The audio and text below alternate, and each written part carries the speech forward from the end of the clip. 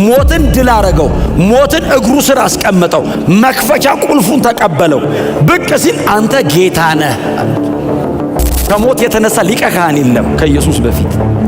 ሁሉም ሞት ቼክ አድርጓቸው ቴስት ተደርገው ከሞት በታች ናቸው። ኢየሱስ ንጹህና ጻድቅ ብቻ አይደለም፣ የንጽህናው መጠን የማይሞት የህይወት ኃይል ሁሉ ተሸክሞበታል።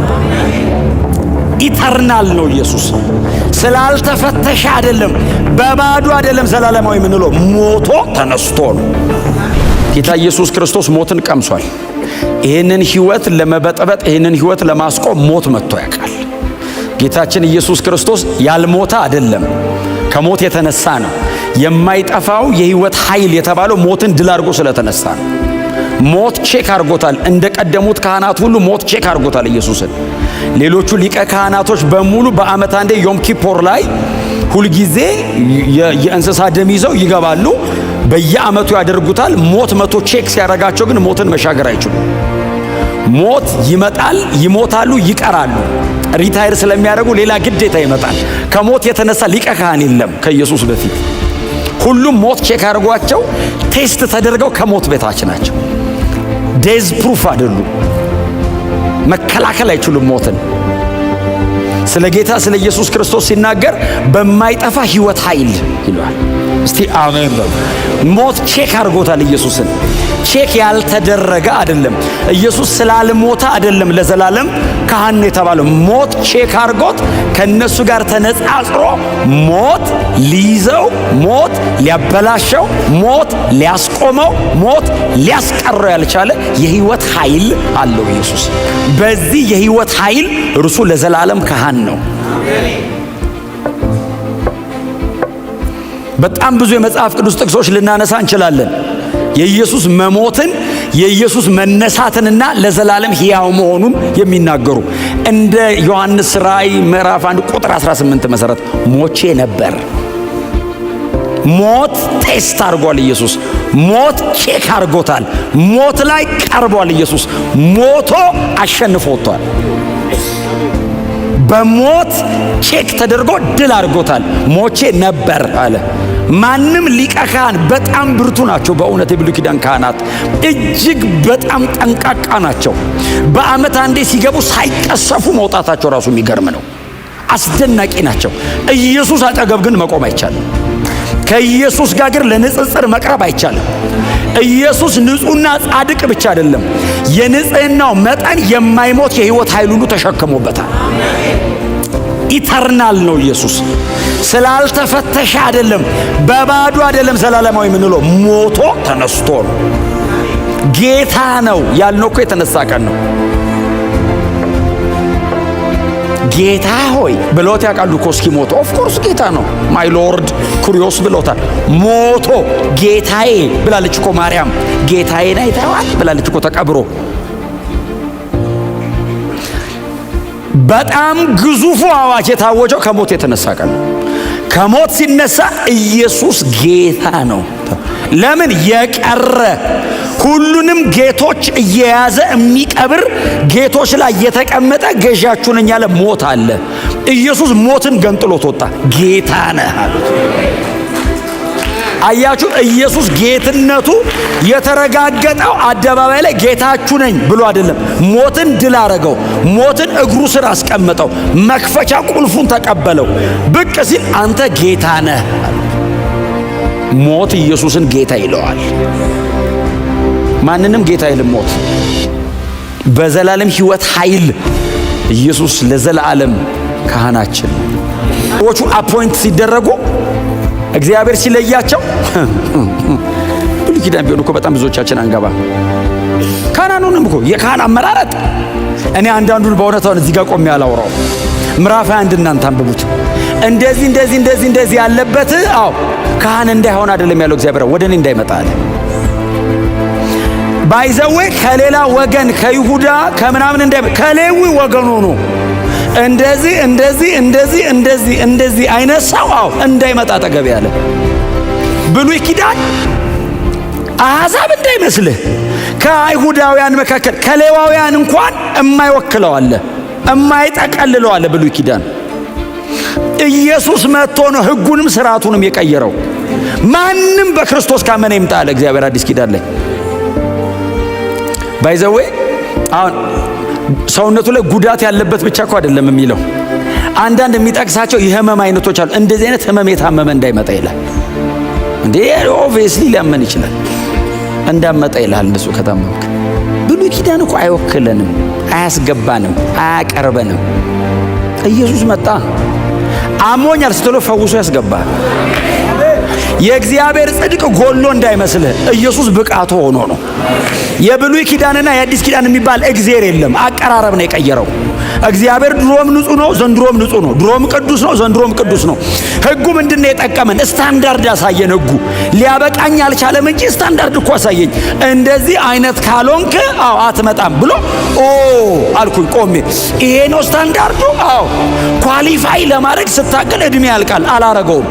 ኢየሱስ መጣና ኳሊፋይድ ነህ አለኝ። ያውላችሁ ሆኜ አይደለም ሆኖ ነው። ሆኖ የኔ ቆጠርልህ አለኝ። እንዴት ነው? እመነኝ፣ ዝም ብለህ እመነኝ። ሰርተህልኛል ብለህ እመን። ሰርተህልኛል ስለው ኢየሱስ እንዳይመስል አብ ተቀበለኝ። ኢየሱስ እኮ አይደል አብ ልጆች አለ። ከኢየሱስ ጀርባ አብረን የገባ ነው። ለዘላለም ነው የገባ ነው። የሆነ ቀን አንወጣም። እግዚአብሔር የሆነ ቀን በቃውጡ አይልም። ለዘላለም ኢየሱስ በማይጠፋ ሕይወት ኃይል ሊቀ ካህናችን። የብሉይ ኪዳኑ ለምን መሰለ? የሆነ ዘመን ላይ ሰውየው ያረጀ ቀን ጉድ ነው። ሰውየው ያረጀ ቀን ጉድ ነው። ስጋት ይዛል። ማን ይተካዋል? አሁን ማን ነው ደም ይዞልን የሚገባው? አሁን እንደዚህ አይነት ሰውን ይመጣል። ኢየሱስስ ለዘላለም ስጋት የለብኝም። አሁን እንደው አልልም፣ አልቋል። እስከ መቼ? እስከ መጨረሻ። በዚህ ነፃነት በእግዚአብሔር ቤት ኑሩ። እስቲ ድንግጥ አትበሉ። መሀል መሀል ላይ እርግጥ ብላችሁ ኑሩ። በክርስቶስ የመስቀል ሥራ፣ በክርስቶስ ክህነት ተደላደሉና ተቀመጡ። ሰው ብሉይ ኪዳን በነበረው እንኳን ተደላድሎ ተቀምጧል። እኔ ይሄ ሰውዬ ቁጥር 18 ላይ ብሉይ ኪዳንን ምንድነው የሚለው? ቁጥር 18 የቀድሞ ትእዛዝ ደካማና የማይጠቅም በመሆኑ ምን ብሏል? ይሄን ማስረዳት አልችልም። እኔ አዲስ ኪዳንን ባወራ ይሻለኛል። እስራኤላውያን መጥተው ያስረዱናል። ይሄን ደካማ ነው አሉና ቀጥሎስ የማይጠቅም እንዴ ምን እያል እኔ አይደለሁም አለ። አዎ እግዚአብሔር የተሻለ አምጥቶ ብርቱ አመጣና ደካማ አስባለው። ዘላለማዊ አመጣና ይሄኛው የማይጠቅም። የቀድሞ ትእዛዝ ምንድነው የሚለው? ጉባኤ ውስጥ ያንብብ።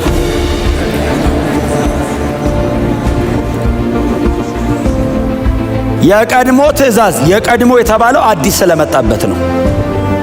ያኛው የቀድሞ የተባለው ከኋላ መጣ፣ ሌላ መጣ። በክርስቶስ ኢየሱስ በኩል ሌላ መጣ። የቀድሞ ትእዛዝ ደካማና የማይጠቅም፣ ደካማና የማይጠቅም አይደለም። ደካማና የማይጠቅም የተባለው ለምንድን ነው? እኔን በእግዚአብሔር ፊት ማብቃት ስላልቻለ ነው። ሕጉ ደካማ አይደለም። ባለፈው ተናግሬያለሁ። ሕጉ ንጹሕ ነው፣ ትእዛዙ ቅዱስ ነው፣ በጣም ጻድቅ ነው። ሕግ ከእግዚአብሔር ባህሪ የተቀዳ ነው። ባይዘው እግዚአብሔር እኛን አይቶ አይደለም ሕግ ድራይቭ ያደረገው፣ ሕግን ከራሱ ነው የወሰደው። እንዲህ አታርግ አታርግ አታርግ አታርግ ሲል የእግዚአብሔር ስታንዳርድ ነው። ያ ትመጥኗል አትመጥኑም ሌላ ነገር ነው። እግዚአብሔር ግን ሰው እኔ ጋር የሚመጣ ከሆነ በዚህ መንገድ ነው የሚመጣው አለ። እንደዚህ አይነት ብቻ ነው የሚመጣው አለ። ለዛ እኮ ነው ዳዊት ሲዘምር ምንድን ያለው? ወደ እግዚአብሔር ተራራ ማን ይወጣል?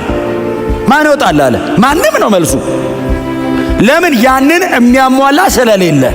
ሕጉን ወይንም የቀደመውን ትእዛዝ ደካማና የማይጠቅም ነው የተባለው እግዚአብሔር የሰጠበትን ዓላማ መፈጸም ስላልቻለ ነው። እግዚአብሔር ሕጉን የሰጠው ራሱን ለማስደሰት አይደለም፣ እኔን ገንዘቡ ለማድረግ ነው። ባህሪውን እኮ እግዚአብሔር ባይናገርም ለዘላለም ባህሪው እኮ ገንዘቡ ነው። ራሱን የገለጠው ለምንድን ነው? እግዚአብሔር እኔን ወደ ራሱ እኮ ለማቅረብ ነው። ሕጉ የተሰጠበት ዓላማ ሰዎችን ወደ እግዚአብሔር ለማምጣት ነው። አልቻለም። ስለዚህ መጣና እንደዚህ አለ፣ የማይጠቅም ነው። ቀጥሎ ደካማ ነው። አንተን ካላዳነልኝ እኔማ ለዘላለም እኖራለሁ በዚህ ባህሪ። አንተን እኔ ጋር ካላመጣ ግን ደካማ ነው። አየህ፣ ለዛ ነው ሮሜ 8 ላይ ምዕራፍ 8 ቁጥር 3 አካባቢ ላይ ላስት ዊክም ተናግሬዋለሁ ይመስለኛል። ከሥጋ ጉልበት የተነሳ ሕግ ሊፈጽመው አልቻለም ይልና እግዚአብሔር የገዛ ልጁን በሥጋ ለባሽ ወይንም በሰው ምሳሌ ልኮ ሕጉ የሚጠይቀውን ፈጸመው ይላል። አሁን እግዚአብሔር ሕግ ገልብጦ አይደለም። ከሥጋ ድካም የተነሳ ሕጉ ማድረግ ስላልቻለ እግዚአብሔር በኃጢአተኛ ሰው ምሳሌ ልጁን ላከና ሕጉ የሚጠይቀውን በክርስቶስ አረገው። አይ አርገ አንድ ካላረክ በዜሮ ነው የሚባዛው። 9 ተጠንቅቀ አርገ 10ኛው ላይ ብትስት ምንም አላረክም ነው የሚል እግዚአብሔር መጥቶ። ስለዚህ አንችልም። ሮጦ የገባ የመሰለው ሰው ካለ እዚህ ቤት ተሳስታችኋል። እግዚአብሔር በልጁ ደም በኩል ያመጣ። በፍጹም አንችልም። በእውነት ኮፓፕ አይደረግም። ለምንድን ነው ሕጉን መፈጸም አንችለው? ሥጋ ኃይለኛ ነው። በጣም ኃይለኛ ነው ሥጋ ማለት ይሄ አይደለም። ፍሌሽ አይደለም እያልኩ ያሉት ዲዛይር ሳርክ ማለት ይሄ እንትኑ ብቻ አይደል። ሳርክ በጣም ብዙ ነው፣ ቃሉ ግሪክ ነው ግን ብዙ ነው። ሳርክ ሶማ ፍሌሽና ቦዲ ማለት ነው። ይሄ ሥጋ ማለት በሰውነት ውስጥ ያለ ዓለማዊ መሻት፣ እሱን ሰው ማሸነፍም መካድም አይችልም። ስለዚህ ሕጉ መጥቶ ታገለኝ አልቻለኝም። እንዳታደርግ ይለኛል፣ አደርጋለሁ። ታው ትሞታለህ ይለኛል፣ አልችልም። አሁን ባላረግ እኮ ደስተኛ ነኝ። ካረክ ትሞታለህ ሲለኝ ስለማልችል አርጌ ሞታለሁ። እንደ ሰው ደካማ የለም። አታርግ ትሞታለህ ሲለኝ ፔናሊቲውን እያወቅኩኝ አልችልም አለማረግ እና ሕጉ እንዳታረግ ሲለኝ አርጌ ስመጣ ሙት ይለኛል፣ እሞታለሁ። ይኸውልህ ኃጢአተኝነቴን እየገለጠ ሞት እየፈረደብኝ ነው የኖረው ሕግ። ስለዚህ እግዚአብሔር መጣና ደካማና ማይጠቅም አለ። ታዲያ ምን መፍትሄ ላበጅ ሲል በኃጢአተኛ ምሳሌ ልጁን ላከው። ሕጉ የሚጠይቀውን በሙሉ ኢየሱስ አረገው። ለዛውም በሕጉ ልክ ብቻ አይደለም፣ እንደማይደገም አድርጎት ኢየሱስ ሰራው። ተናግሬያለሁ ብዙ ጊዜ። የኢየሱስ የቅድስና መጠን አባቱ በሰማይ የኖረበት አይነት ነው። ኢየሱስ መሬት ላይ የኖረበት ንጽህና አብ በሰማይ በመላእክቱ መካከል የሚኖርበት ንጽህና ነው። ኃጢአት አልባ ነው ኢየሱስ፣ ስህተት አልባ ነው እና ሕጉን ከመንገድ አወጣ። ፍጽም አረገውና ከመንገድ አወጣ፣ ነፃ ወጣን። እስቲ አሜን በሉ። ሌባ የሚል ሕግ አይደለም ያለው፣ አለመስረቅ ተቻለ። አሁን ለዛ እኮ ነው መጽሐፍ ሲነገር ኤፌሶን 4 ላይ ማንም የሚሰርቅ ይልና ከእንግዲህ አይስረቅ አይደለም የሚለው። ሌባው ሰውዬ ጥሩ ሰው ይሁን አይደለም የሚለው። እየሰራ ሌላ ለሚያካፍለው ይኑረው ነው የሚለው። የሚሰርቅ ሰውዬ አካፋይ ሕግ ሊያረጋ አይችልም። ሌባ ብሎ ይገላል፣ ያስወግራል። ወንጌልስ ተራፊ ያደርጋል። ይሄ ሌባው አይደል እንዴ ሰጪው? ወንጌል ነው ገልብጦት። እስቲ